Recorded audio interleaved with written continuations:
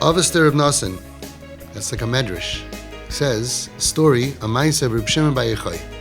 He went to be mevaker chaylim. Reb Shimon bar Yochai was a masmid, as we would call him, and every minute of Bittul Torah was very precious, but he was mevatel Torah to go be mevaker chaylim, to visit the sick.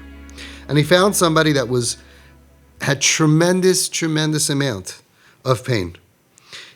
He was swollen, his body was swollen due to intestinal illness, and he was in so much pain, we can't even understand how much pain he was in, that he was cursing Hashem. So Reb Shimon bar Yochai told him, Reika, empty one, you're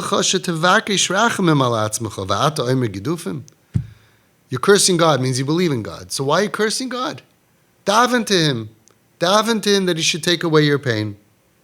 So the sick man replied, HaKadosh Baruch Hu, I'm davening, I'm taking your advice, Reb Shimon bar Yochai. HaKadosh Baruch Hu, Yisalkenu mimeni, v'yinichenu alecha. God should take away my disease from me, and he should put it on your head. He should put it on you. Omar, said Reb Shimon bar Yochai, Yafa asali HaKadosh Baruch Hu. Hashem dealt with me in the right way. I deserve that. Why? Because I abandoned words of Torah, and I was busy with Dvarim B'Telem. So the Yavitz, Rabbi Yaakov Emden, asked a question, what do you mean Misasek with Dvarim B'Telem?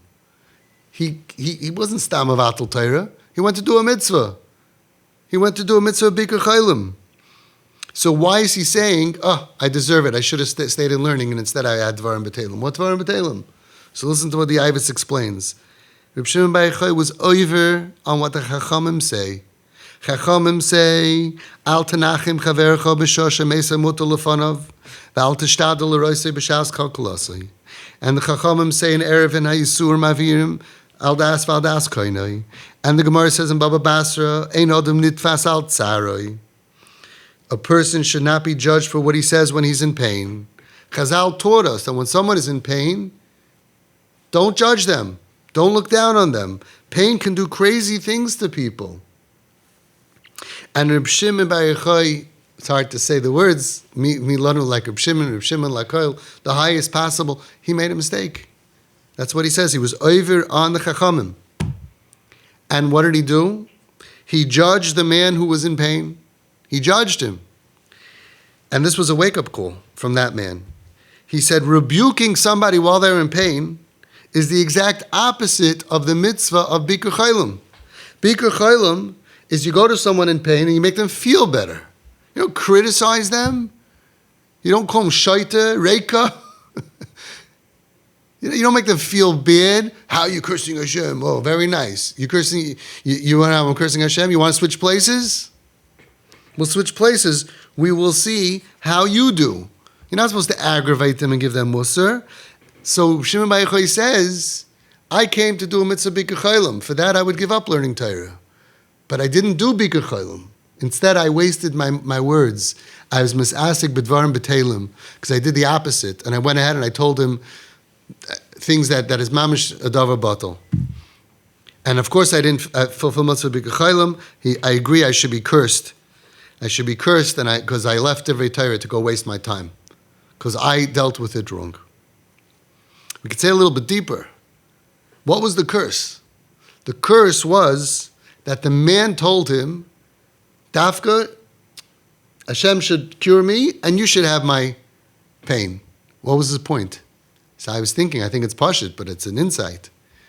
He was telling him, you're judging me that I'm cursing God when I'm in so much pain? Let's see how you do. You're judging me. You should have my pain. And let's see now, big good Shimon bar Yochai, you'll be cursing God too. When your intestines are so swollen that your whole body is swollen from that pain, you're not going to be on your high horse. What a lesson. We see people, Nebuch, they were abused and traumatized, and they have all kinds of problems in their life, and they don't see a future, and people go ahead and tell them advice. They should curse them. You know what? God should take away my pain, give it to you. That what happened to me when I was 4 and 7 and 11 and 12, whatever it is, and all my pain should go on you. And then we'll see how righteous you are. You on your mighty horse. judging other people who went through childhood trauma. And let's say, and I've had people tell me, I also went through childhood trauma, someone told me, but I don't do this. So thank Hashem that it didn't break you to the point that it broke somebody else. You can take a baseball bat, you can go knock on every door of every car on the block. Some are going to bust and some not.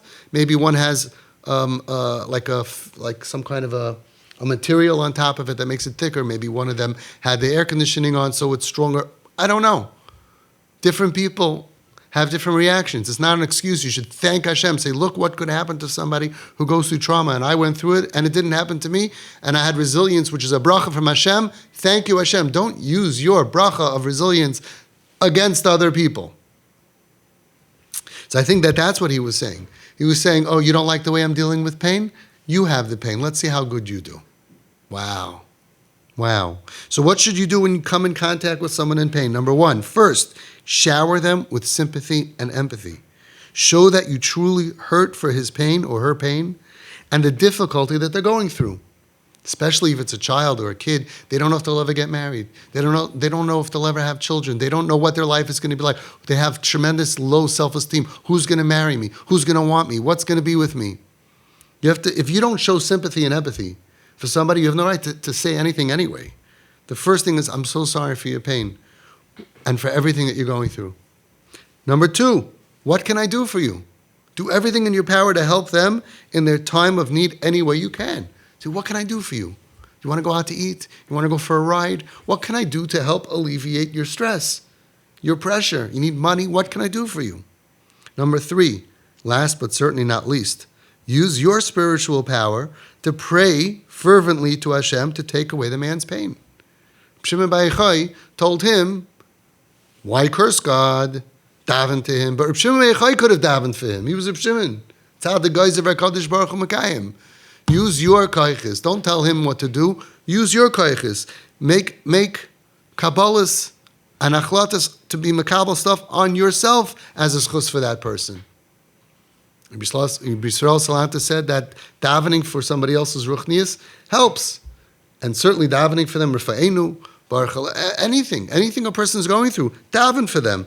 Don't put it on the guy who's sick. Tell him, you should daven, you should make a achlata. You're the healthy one, you make a achlata. And number four, never make him feel bad by criticizing his behavior or putting him down. If you do, you have certainly wasted your words, dvarim betelim, and wasted your time, since that is the exact opposite of the purpose of visiting the sick and dealing with someone in pain. And you may be indeed be worthy of receiving the curse of the man in pain, whether they say it or not, which perhaps contained this far deeper message than the man's words. My pain should go on you, and let's see how great you are with all your great advice when you're forced to deal with the pain that I'm dealing with right now. We have so many people that don't want to live, and people are giving them advice. If you don't know what it feels like, don't give advice. And if you knew really what they were going through, I always say we should have an injection 30 seconds of the pain that they have, the PTSD, the depression, the anxiety, the pain that they went through, the frustration, the seeing their life that they wanted to be healthy and raise a family, to the destruction that happened to them, and their future, not seeing a good future, and not having all the things that we have going for us. If we had 30 seconds of their pain, you wouldn't be looking for drugs to numb it. You wouldn't be looking for anything that's going to get your head to stop thinking about it, for craziness, for any addictive thing or crazy behavior. You would be better? I don't think so. That's part of being matzdik people. Like the big tzaddikim, Reb Gershon Edelstein Shlita, Rav Shiva Panovich, Meyatzis Gedolei HaTorah, and Rav Steinman, and the Chazon Ish, they were always matzdik people. All the tzaddikim were always matzdik people. Anusim. Don't judge them. Leave it to Shemayim to judge them. Our job is to have Rachmanis on them. Rachmanis mevatelas hasina kenoida, says the Baal HaTanya. Rachmanus, no sinna. I feel so bad. When you really think about their pain long enough, you will have no room for frustration about what it's doing to you and how it's ruining your life and how you're embarrassed, and which is all true. But when you realize the pain Worse than a cancer patient. Many kids have told me, and many parents have told me, I wish it was cancer. Many kids told me, I'd rather have cancer. It's so hard. It's so much pain, and pain that nobody sees. Depression is so painful. Nobody knows and nobody believes you. You're lazy. Come on. You'll feel better if you get a job. You'll feel better if you go to the gym. And then they start treating them like they're stupid. You think I don't know that? You don't know what it's like when you can't lift your head off a pillow. You don't know what it's like when you have insomnia. You don't know what it's like when you can't fall asleep because there's demons and not nightmares. And with all your ignorance, you throw out Klal Yisrael. A lot of people do that. They're Baruch Hashem, ignorant. But they use their ignorance to stab people with their stupid ideas that treat the kids in pain and the adults in pain as if they're either bad, lazy, or stupid. It always boils down to that. And when you go to somebody who's smart, very not lazy, and very not bad, and they're suffering in pain, and they really are doing everything in their power, and you give them these eitzes, these stupid ideas, I was thinking about it. I think you'll feel much better if you... Duh. You think I don't know that? No, but you'll feel... And they feel better, but they don't have the ability to do it. What can we do? These 4 steps. And that'll empower them. The gift bombs, the time bombs. Empower them with your love, care, and concern.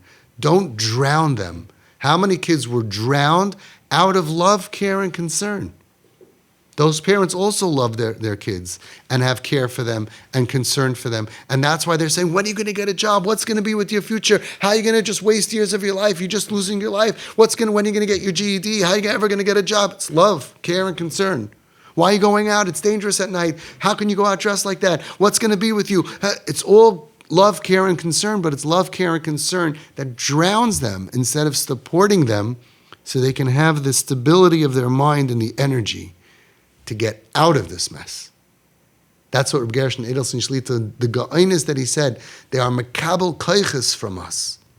Nobody ever gets emotional energy by being criticized or someone who's panicking and someone who's giving them advice that's not relevant to them. That's not what gives a person the koiches to fight their journey. This is their journey. It's their battles. They have to fight. You can't fight it for them, but you can juice them up with a lot of investing in them. By investing, I believe in you. I trust you. If you can't do it, nobody can do it. Take your time. There's no rush. We have parents who tell kids, listen, now you need to heal. You're not doing nothing.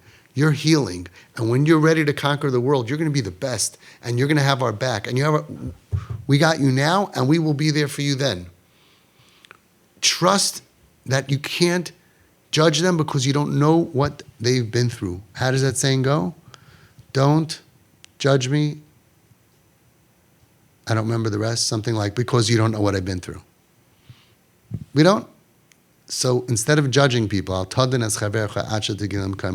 Nosson. Don't judge people until you're in their place. And like the Sfas Emes says, you will never be in their place. And trust me, if you would be in their place, you would be behaving at least as bad as them. We look at them if we're healthy or semi-healthy, and we say, oh, but that I would never do. A tattoo, ugh. Blah, blah, blah, blah. Okay. You want to come back born as them in a Gilgal and go through all their pain and trauma? You'll make the same decision as they would. Have it done as kol ha'adam l'kaf schus. That's our job. But it's so hard. Yes, it's very hard. It's what Hashem wants in our dar, to have a real challenge on this midah. But that's how we're getting out of here. Midah keneged midah, the same way that we are going to judge people favorably, even if it looks bad on the outside, we're going to believe in their essence that they're good and they're doing the best that they can. We're not going to turn on them. We're not going to think they became spoiled like spoiled milk, bad, lazy, or dumb. We're going to believe in them, and midah keneged midah, Hashem will go ahead and will realize that the reasons that we're not so perfect are also because there's a lot of pain being in galus for thousands of years. It's very difficult. And Hashem midah keneged midah will be matzdik us b'din, which is what we want. When we go to judgment, nobody's saying, I think I did well, I'd like to be judged. Everybody's asking for chesed, rachamim, a lot of that stuff. when we give it to our children, to the people in our lives, even though it's challenging, and you see somebody misbehaving and we say must be going through a hard time, we believe in them. Hashem, Midah Keneged Midah, treats us that same way.